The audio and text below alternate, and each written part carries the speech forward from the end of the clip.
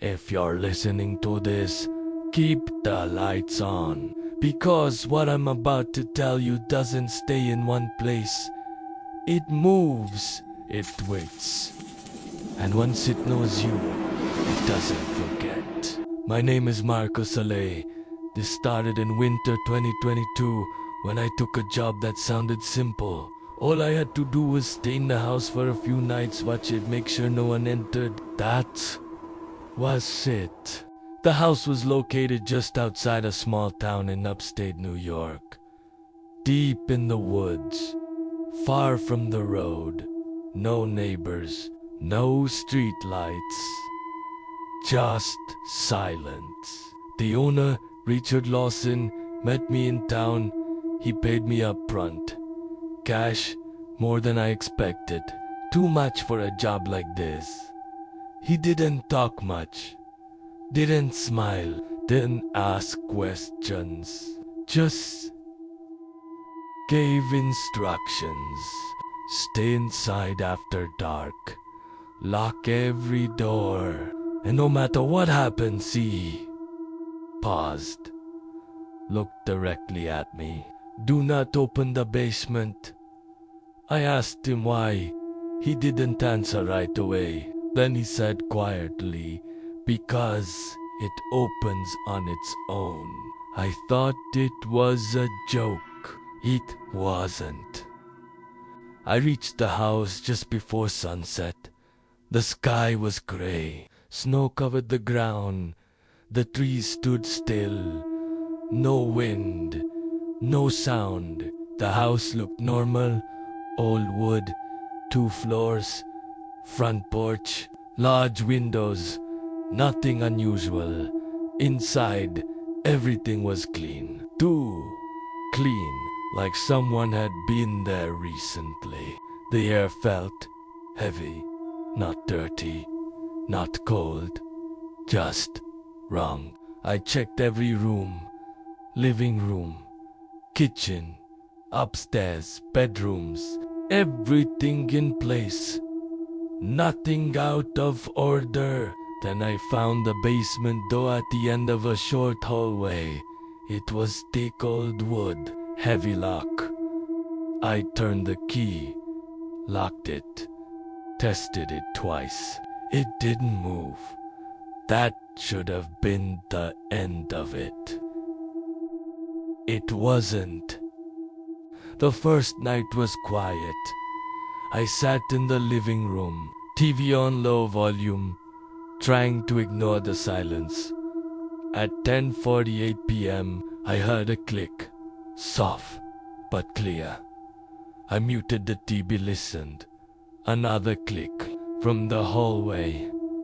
I stood up slowly, walked toward it, the basement door. It was open. Just a few inches. I froze. I knew I locked it. I stepped closer. Cold air drifted out. Not normal cold. Deep cold. And then I heard breathing. Slow, heavy, from below. I slammed the door shut, locked it again, hands shaking. I didn't open it. I went back to the living room, turned the TV up louder, tried to ignore it, but I couldn't, because at exactly 2:11 a.m., I heard footsteps. Upstairs, slow, dragging. I grabbed my flashlight, walked up the stairs. Each step creaked. The hallway was dark. One of the bedroom doors was open. I was sure it had been closed. I stepped inside. Nothing. Empty. But the closet door was moving. Just slightly, like something had just touched it. I walked closer. Opened it empty. Then I heard it behind me. You locked me in. I turned. Nothing. But the door behind me was closed. I didn't remember closing it. I opened it fast. Ran downstairs. Checked the basement door. Still locked. But now there were scratches. Deep, fresh, like something inside had tried to get out. I didn't sleep that night, not even for a second. Morning came, nothing happened. Everything looked normal again. Too normal. I thought about leaving Aishusev, but I stayed because of the money. The second night, I didn't explore, didn't move much, just stayed in the living room watching, waiting. At 10:48 p.m., the click came again. This time, I didn't go. I stayed where I was, listened. The basement door opened slowly. I could hear it, wood against wood. Then silence, then footsteps.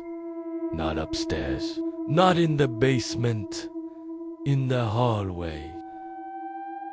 Coming toward me, slow, deliberate. I couldn't move, I couldn't breathe.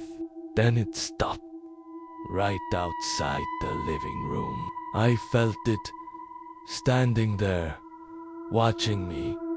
Then it spoke. Why are you still here? My throat went dry. I didn't answer. I couldn't. Then the footsteps moved again, past the door, up the stairs. And then silence.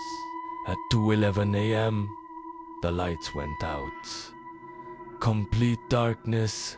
Then something changed. The air got heavier, like pressure. Then breathing. Right behind me. I turned. Nothing. But I could feel it. Closed. Too closed. Then a whisper. You let me out. I ran out the front door. Into the snow. Didn't stop until I reached my car. I sat there, shaking, until sunrise. I should have left. But I didn't. I went back. That was my biggest mistake. The third night, I locked every door, sat in the corner, didn't move, didn't blink.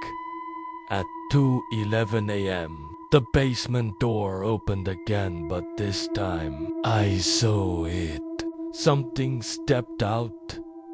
Tall, too tall, its head almost touching the ceiling. It didn't have a face, just darkness. It walked slowly toward me, each step echoing. Then it stopped, right in front of me. I couldn't move. It leaned closer and whispered, "Now you stay." Everything went black. When I woke up, it was morning. I was outside, lying in the snow. The front door opened. I went inside. Everything looked normal, except one thing. The basement door was gone. Just gone. In its place, a wall, solid, like it had never been there. I touched it, cold, real. Then I saw it. Scratches, words. He opened it. Below that, another line. You belong here. I left and never went back.